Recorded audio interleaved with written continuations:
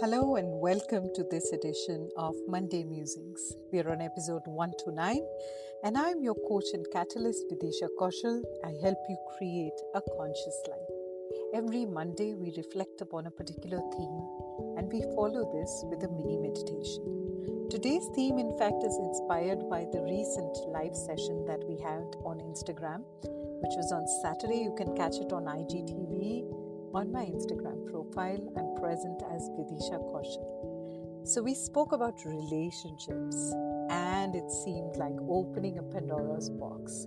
Everybody seemed to want relationships, but we don't know how to navigate them. It's like a maze. So as I reflect upon my own life, I realize that each of us, including me, have patterns in our life. We have patterns of relationships.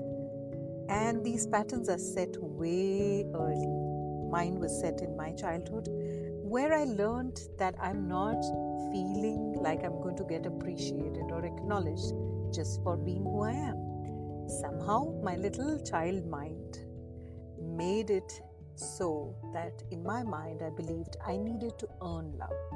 I needed to do something which made people appreciate me, accept me, right? So it was all centering around me trying to earn their approval, whether it was by behaving in a certain way or it was by doing certain things or saying certain things. It was very, very, how do I put this? It was very, very changed to what people would want it to be. It was not the authentic me. I learned to disconnect with the authentic me very early on in life because somewhere I would have somehow gathered that just by being me, I'm not going to receive love or approval or some kind of acceptance. And so this set a pattern for a lifetime. I would constantly overgive in relationships. And inwardly, without knowing, unconsciously, there was a lot of resentment I was holding on to.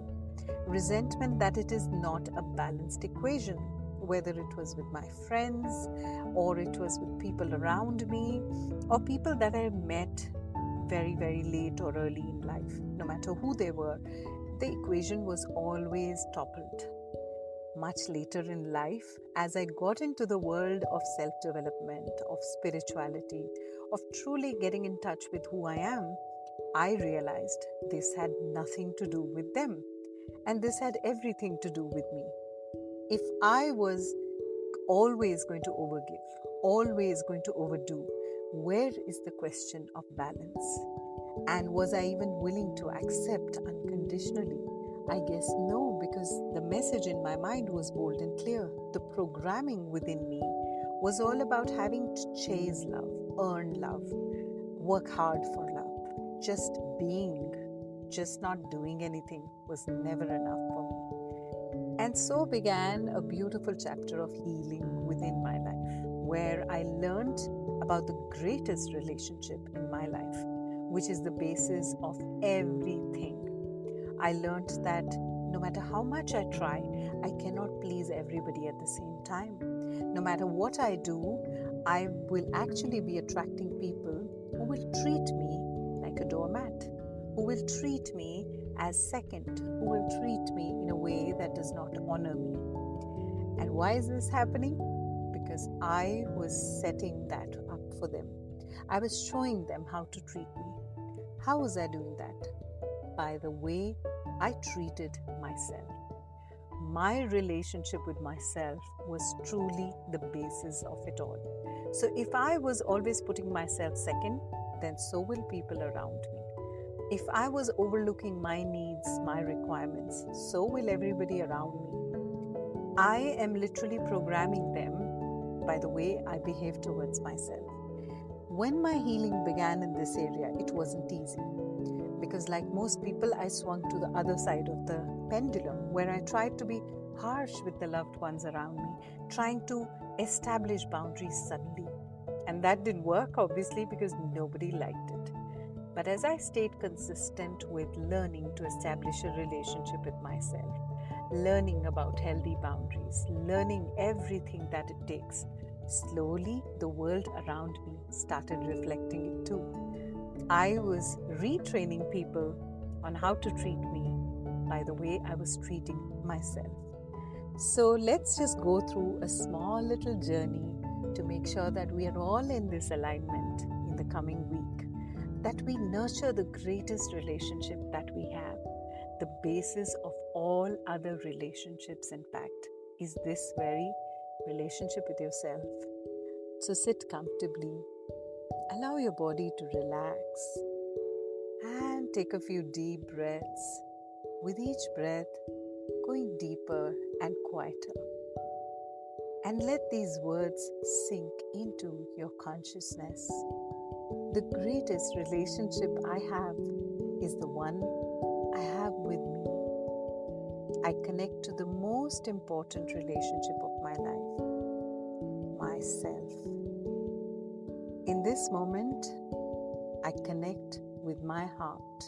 You can place your hands upon your heart. And as I'm sending and receiving love, I feel truly connected to this beautiful being who's going to be with me throughout my life, myself. What I call myself is the same energy that runs through me. This is the very energy that has created everything on this planet and is simply experiencing itself through different creations. This is the same energy that stars are made up of, and flowers, and crystals, and galaxies. I am one with the very source that I come from, and I choose to honor and love myself unconditionally. Just like I choose to honor source energy unconditionally, creating a safe and loving inner space right now.